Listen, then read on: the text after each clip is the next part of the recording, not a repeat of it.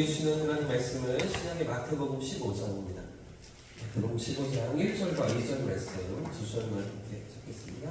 신약성경 마태복음 15장 1절과 2절 두 절 말씀인데요. 오늘 같이 한 목소리로 읽겠습니다. 두 절 시작.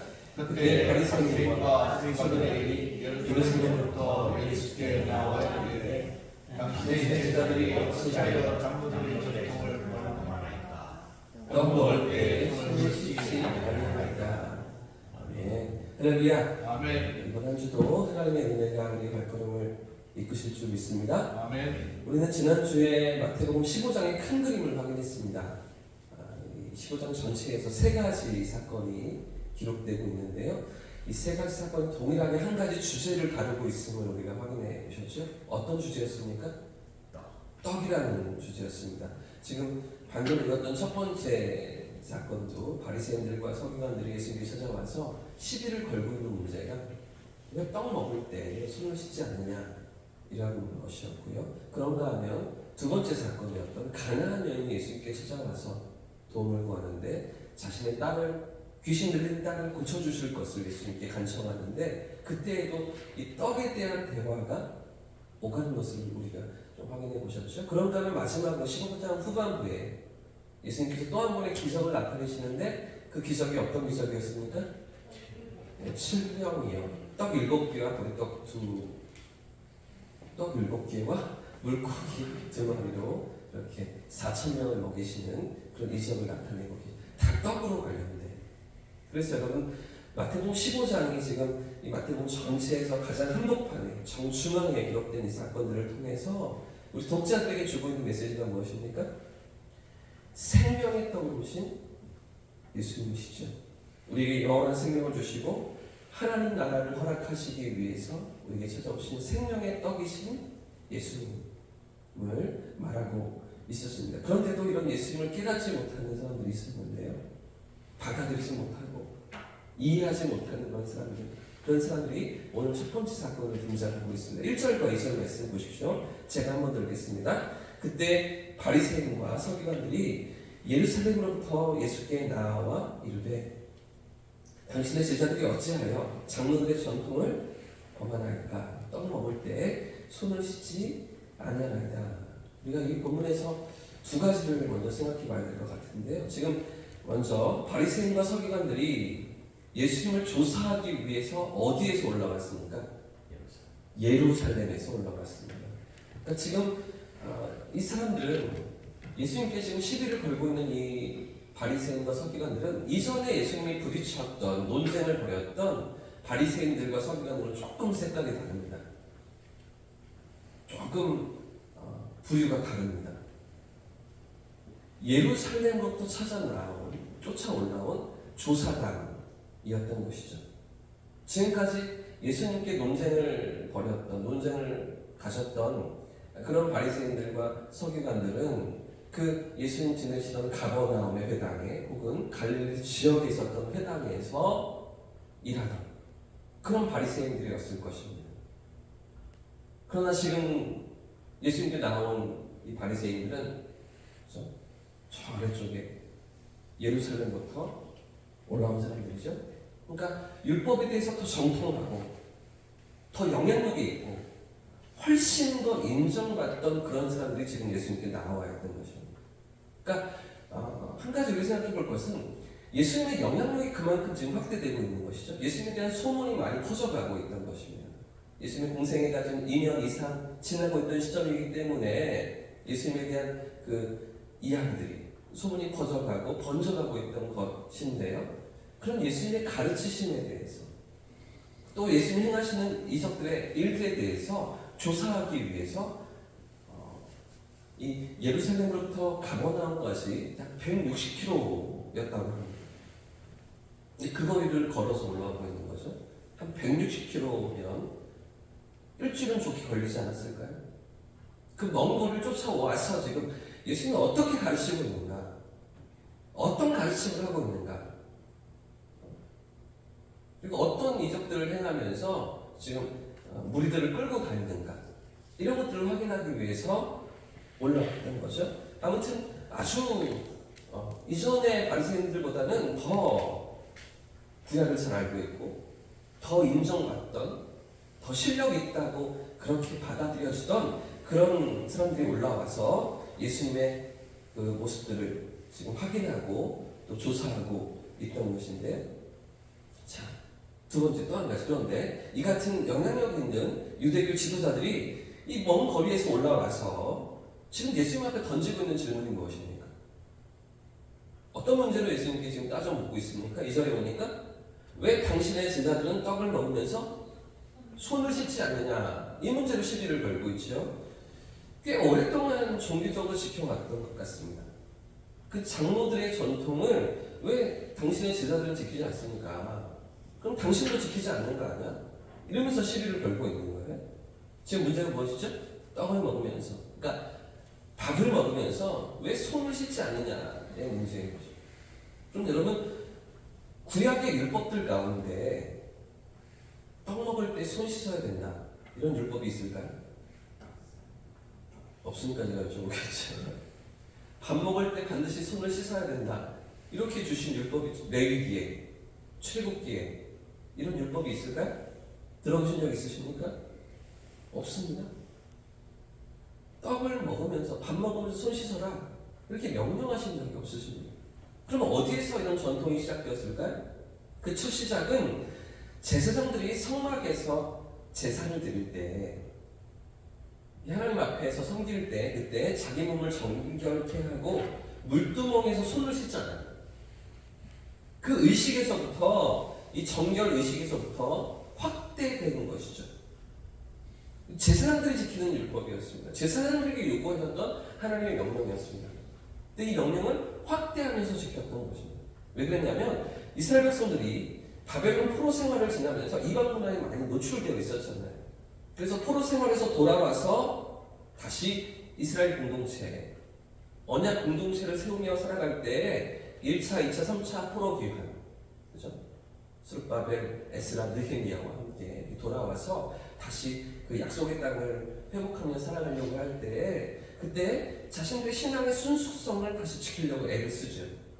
그래서 에스라와 느헤미야 같은 경우도 이제 그 예루살렘 성전을 다시 짓고, 그리고 스룹바벨 성전이죠. 성전을 다시 짓고 성벽을 다시 세우려고 할 때 그 주변에 있던 사마리아 사람들이 우리가 같이 좀 동참하겠다, 우리도 하나님의 백성이니까 우리도 같이 그 성벽을 세우고 하나님 백성을 다시 회복시키는 일에 참여하면 좋겠다라고 하는데 받아들여 주지 않습니다. 그들은 허용하지 않습니다. 그래서 자기들만의 어떤 신앙의 순수성을 지켜나가기 위해서 무척 애를 쓰는데, 그런 가운데 일반 백성들 가운데서도 경건한 유대인들이 자신을 부정에 물들지 않게 하려고, 자신의 신앙을 지키기 위해서 이 종교적인 정결의식을, 원래 제사장들이 지켰던 손 씻는 의식을 일상생활로 가져와서 지키곤 했던 것이죠. 그러니까 원래 처음부터 하나님 주신 율법이 아니었습니다. 제사장들에게 요구하시는 것이었습니다. 근데 그걸 확대해서 지키기 시작했고, 그것들을 바리새인들이 받아들였고, 그렇죠? 그것을 평범한 가정의 식사 행위까지 적용시키면서 확대시켜 놓았던 것인데요. 그 중에서 특히 바리새인들이 이런 전통을 미시나라는 관습법으로 만들어서 지키곤 했던 것입니다. 그럼 여러분, 바리새인들과 다른 신학적인 입장을 가졌던 사두개인들은 어땠을까요?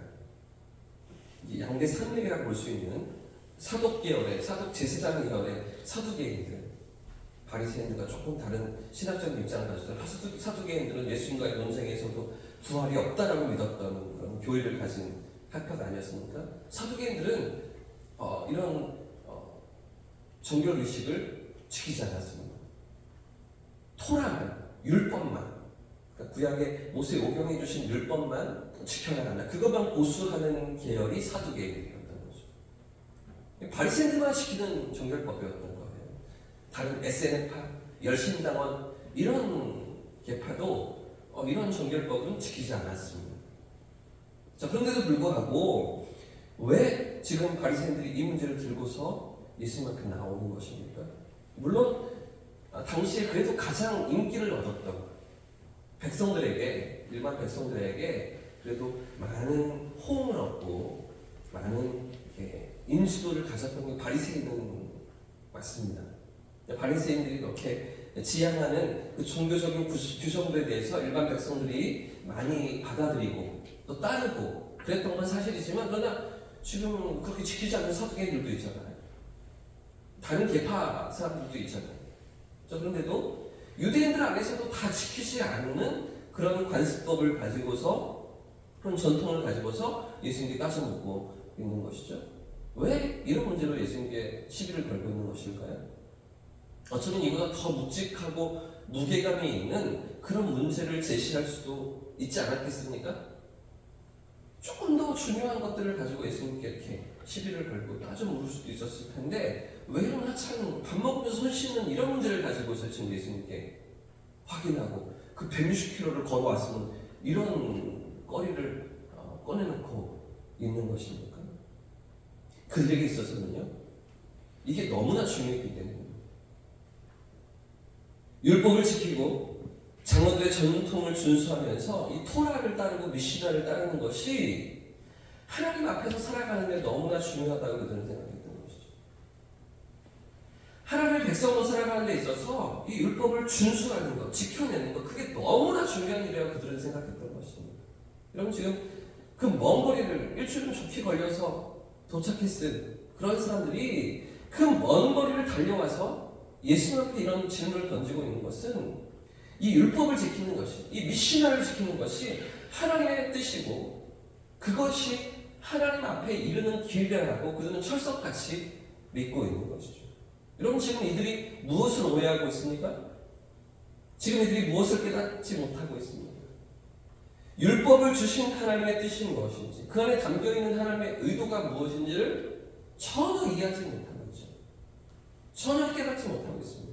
율법은요, 우리의 죄인됨을 깨달으라고 주신 하나님의 장치였습니다. 율법을 지킬 수가 없는 거예요. 율법을 다 온전히 따를 수가 없는 것입니다.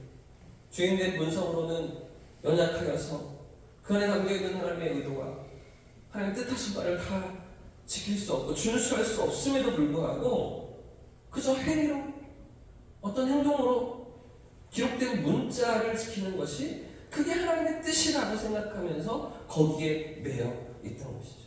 사실은 그 앞에서, 그 율법 앞에서 연약한, 넘어지고 마는, 다 지키지 못하는 그런 자신의 연약함을 발견하고 깨닫고 인정하면서 하나님의 은혜 앞에 나아가야 하는데, 그 은혜를 붙들어야 하는데 나의 어떤 의로움으로, 나의 공로로, 나의 열심으로 그것들을 다 해낼 수 있다고 착각하면서 그런 의로움이 하나님 앞에서 하나님의 사랑을 받을, 하나님의 도우심을 경험할, 하나님의 구원을 입을 그런 어떤 자격이라고 그들은 여기면서 그 율법을 붙들고 살아가고 있던 건 아니겠습니까?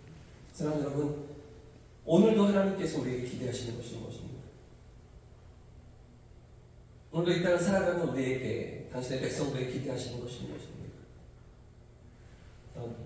신앙생활을 잘하면서, 신앙적인 어떤 지침들을 잘 지켜가면서, 나에게 요구된 역할들을 잘 감당해 나아가면서 그 열심으로 살아내는 그런 삶의 모습을 하나님 원하시는 것입니다.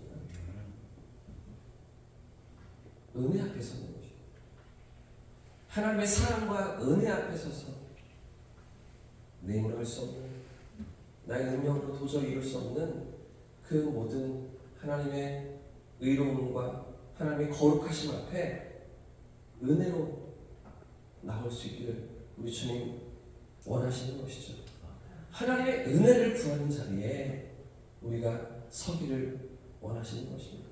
사랑하는 여러분, 오늘도 은혜를 구하며 살아가는 저와 성도들 되시기를 축복합니다. 내 힘으로 살아가는 것이 아니라 나의 자격이나 나의 공로로 오늘도 서는 것이 아니라 아무런 자격이 없는 죄인, 아무런 능력이 없는 우리를 그저 불쌍히 여기시고 긍휼히 여기시며 은혜로 다가가 주신 그 하나님의 사랑 앞에서 오늘을 살아가고 이번 한 주를 살아가는 저와 성도님 되시기를 예수님의 이름으로 축복합니다. 이렇게 찬송하고 기도하겠습니다.